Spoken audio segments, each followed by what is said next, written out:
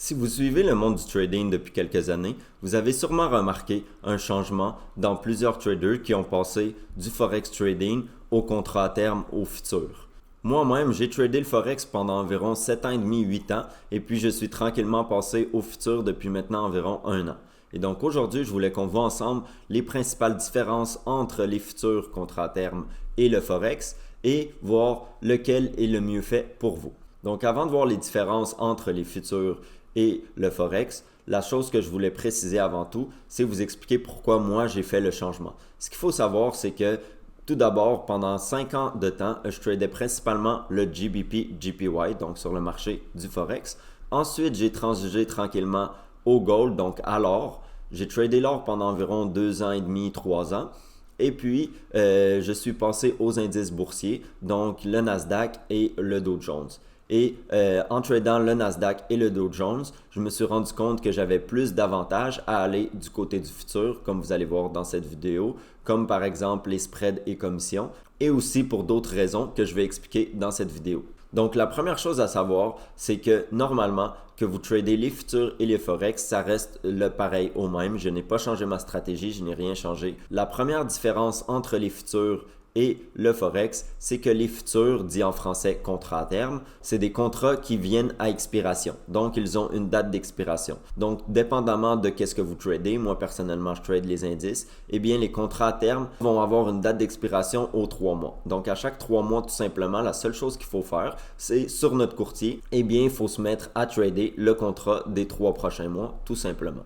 Donc, c'est une petite opération à faire 4 fois par année, une fois aux 3 mois. Dans le forex, on n'a pas ce problème. La deuxième différence est que dans le forex, quand on parle d'oscillation de prix, on va parler en pips. Tandis que dans les futurs, on va parler de ticks. Et les ticks et les pips se calculent d'une différente manière et ça va être important de savoir comment les calculer pour calculer votre contrat. Si vous voulez avoir une vidéo plus détaillée sur comment calculer les ticks, etc., eh bien, je pourrais vous faire une vidéo d'introduction seulement sur les contrats à terme, les futurs. La troisième différence est que dans le forex, quand on parle de choisir notre position pour notre risque, on parle de lots, donc des micro-lots, des mini-lots, etc.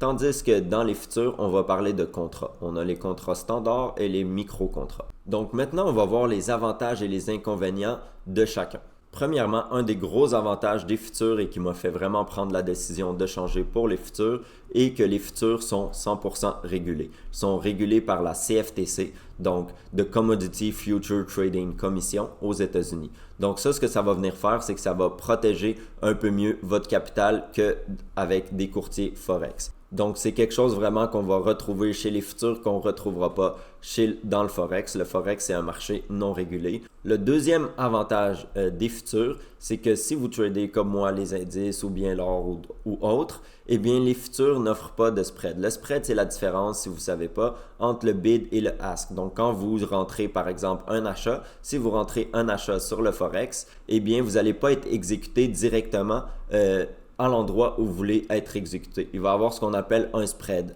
de 2 pips, 3 pips, des fois même 10 pips, dépendamment de l'instrument. Tandis que sur le futur, la plupart du temps, le spread est inexistant. Et je sais que pour certains comptes internationaux, dépendamment d'où vous êtes dans le monde, vous pouvez avoir un mini spread, mais le spread va être vraiment minime comparé au trading forex. Et pour ma part, je n'ai pas de spread du tout. Donc, c'est vraiment quelque chose pour moi d'assez important puisque je suis un scalper, donc je prends des petites positions avec des petits stop loss. Un spread de 2-3 pips peut faire en sorte que je perds ou je gagne un trade, car des fois le marché passe à quelques pips de toucher mon stop loss. Maintenant, les avantages du forex comparé au futur trading. Tout simplement, la première chose, c'est qu'on peut commencer avec très peu de capital. La plupart des courtiers offrent un compte live pour aussi peu qu'un dépôt de 50 €, 50 $.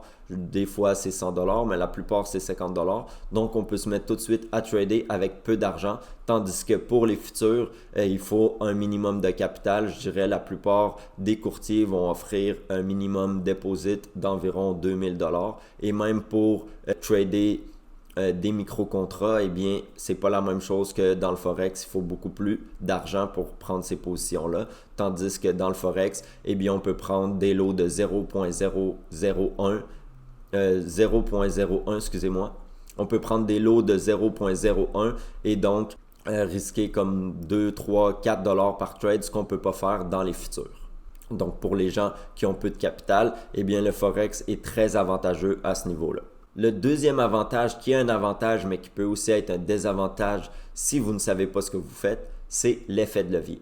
Pour ma part, c'est un avantage. Pourquoi? Car moi, j'aime avoir de l'effet de levier pour justement pouvoir augmenter mon capital plus rapidement, bien sûr en ayant un risk management impeccable. Et donc, dans le Forex, on va avoir des effets de levier de 1 pour 500, tandis que dans le future trading, puisque c'est beaucoup plus régulé et beaucoup plus strict, on va avoir généralement des effets de levier entre 1 pour 25 à 1,50 maximum, des fois 1,30. Donc, pourquoi je dis que c'est un avantage et un désavantage? C'est que si vous êtes un bon trader et que vous savez ce que vous faites et que votre risque est calculé, que vous ne prenez pas de trade émotionnel, que votre position reste la même, eh bien, ça va vous permettre de faire plus de gains avec moins de capital. Mais si vous ne savez pas ce que vous faites, eh bien, les conséquences vont être que vous pouvez perdre votre capital beaucoup plus rapidement. Vous pouvez pratiquement perdre votre capital sur un trade. Maintenant, lequel est le meilleur? En fait, ça dépend de vous. Moi, ce que je conseille, c'est si vous êtes trader depuis assez longtemps et que vous avez quand même beaucoup de capital, eh bien, moi, ce que je vais vous conseiller, c'est d'essayer les futurs. Pourquoi? Parce que tout simplement, comme je l'ai dit précédemment, c'est plus régulé, etc. Bien sûr, vous devez vous assurer que l'instrument que vous tradiez dans le Forex est accessible dans les futurs, dans les contrats à terme, car ce n'est pas toutes les paires de devises qui sont accessibles dans les futurs. Si vous avez peu de capital, eh bien moi personnellement, je vous conseille le Forex Trading. J'ai commencé par là, je suis devenu rentable en devenant Forex Trader.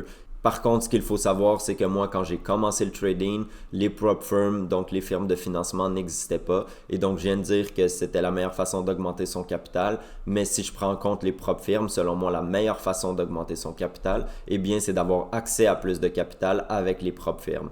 Si vous voulez que je fasse une vidéo sur les firmes de financement, la différence, selon moi, quelles sont les meilleures, mes expériences, les bonnes comme les mauvaises expériences, dites-le moi en commentaire et je ferai une vidéo exclusivement sur les prop firms.